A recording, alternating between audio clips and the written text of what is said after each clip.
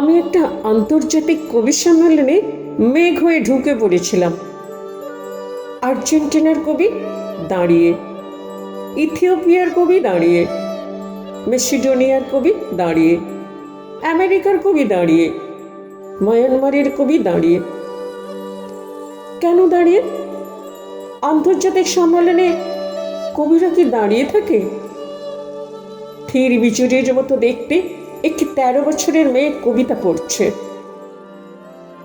তার মাকে গুলি করে মেরেছে ফাসিস্ট শাসক, আর বাবাকে বেঁধে রেখেছে পাহাড়ের মাথায়। একটা বাজ পাখি তার বাবার পেট থেকে এক খাবলা মাংস খেয়ে চলে যায়। সেখানে মাংস গজালে আবার এসে খায়।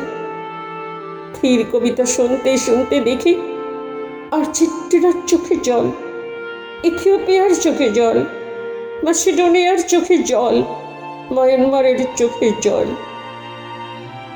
মানুষ দেখতে আলাদা, কিন্তু চোখের জল দেখতে একরকম।